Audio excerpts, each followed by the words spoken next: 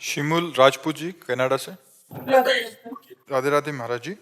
महाराज जी, क्या सांसारिक जीवन में सफलता और आध्यात्मिक उन्नति साथ साथ चल सकती है? चल सकती है, बहुत जोर की चल सकती है, अगर हम विवेक के द्वारा चलें तो। अधर्माचरण करने वाला आध्यात्मिक हो ही नहीं सकता, और अधर्माचरण करने वाला अगर उन्नति को प्राप्त हो रहा है तो पूर्व पुण्य से हो रहा है। पूर्व का जो पुण्य है वो उसे उन्नति को दिखा रहा है, वो बहुत बुरी तरह नष्ट होगा। पहले हमें कवच पहनना पड़ेगा कि अधर्माचरण हमारे अंदर ना आने पावे। अब क्या क्या अधर्माचरण है, जब हम रोज सत्संग सुनेंगे तो हमें पता चलने लगेगा। और वैसे तो आपको बताएं, सबके हृदय में भगवान बैठे हैं और वो बता देते हैं ये गलत है। क्यों? आपको अनुभव हुआ कभी कि जो ही हम कुछ करना चाहते हैं वो गलत होता है तो वो भय देते हैं और कहते हैं ये गलत है, मत करो, लेकिन हम इसमें सुख मिलेगा, इतनी जोर की भावना हो जाती है कि हम भगवान की आज्ञा का उल्लंघन करके और वो पाप कर्म कर बैठते हैं। अगर हम पाप कर्म करेंगे तो अध्यात्म में चल ही नहीं पाएंगे।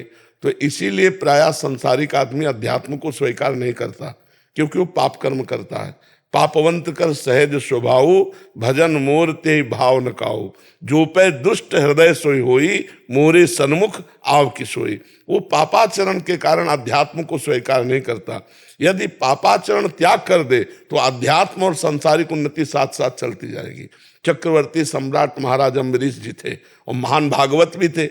जनक जी परम ज्ञानी हैं और राजा भी हैं, तो साथ साथ दोनों बातें चल सकती हैं यदि गंदे आचरणों का त्याग कर दिया जाए तो। पर है कठिन, क्योंकि गंदा आचरण हम छोड़ नहीं पाते। गंदा आचरण होता कब है? जब हम मन के अनुसार चलते हैं।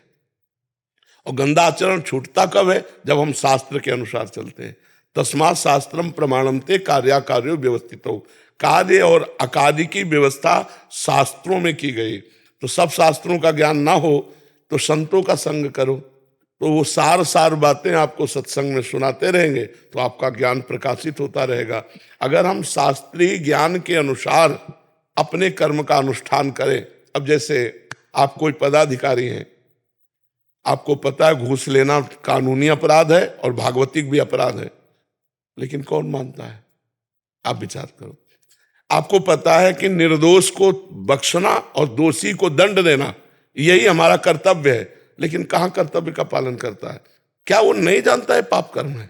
अब वो कहे कि हमें आध्यात्मिक भी उन्नति कर ले और लौकिक भी उन्नति कर ले, तो लौकिक आ गया, लेकिन ये जब फूटेगा इसका जहर तो पूरा वंश को बर्बाद कर देगा।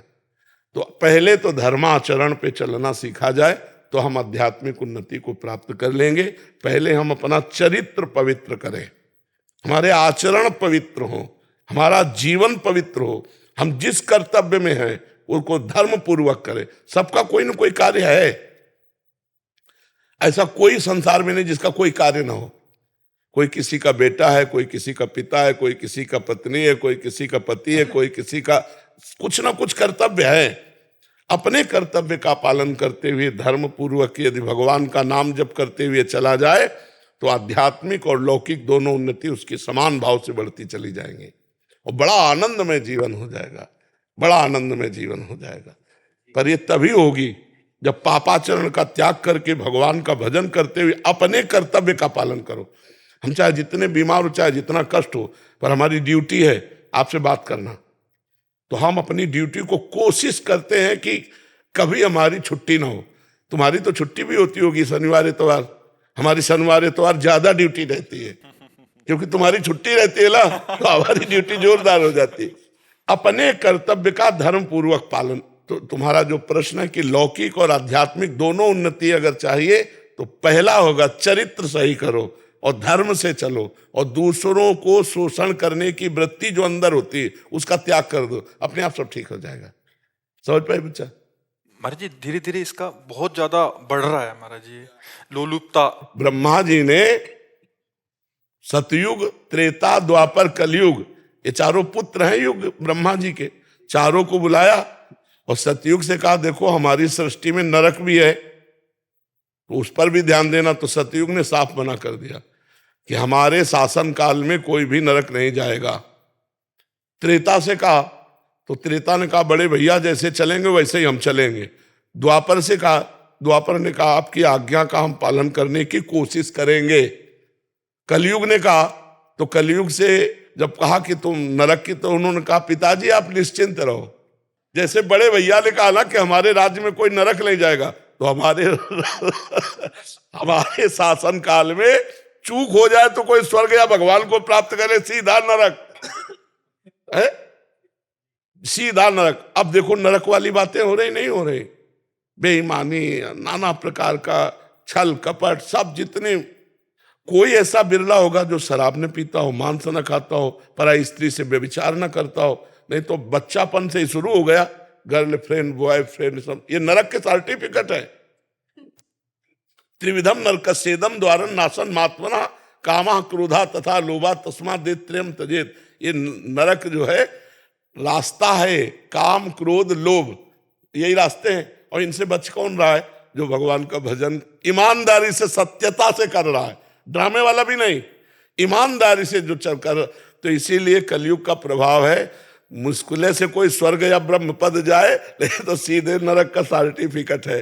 आप तो कलयुग को टक्कर दे रहे हैं फिर सब। हम भगवान के बल से, हमारी सामर्थ्य नहीं है, ये भगवान के नाम के बल से, भगवान की महिमा के बल से कुछ घसीट रहे हम भी, कि हमारी झोली में आवे तो ठाकुर जी तक भेजे, न नरक न स्वर्ग, सीधे भगवान, सीधे निकुंज, सीधे राधा रानी के चरणों में। सही पूछो तो भगवान किसको चाहिए? ये कोई बिरला चाहता है कि शरीर छूटे, इससे पहले मैं भगवान को प्राप्त हो जाऊं। इस आवागमन से मैं ऊब गया हूं, संसार के झूठे नकली प्यार से ऊब गया हूं। हे प्रभु, मैं आपको प्यार करना चाहता हूं, आपको पाना चाहता हूं। ये कोई बिरला हृदय में होगा जो परम पवित्र होगा।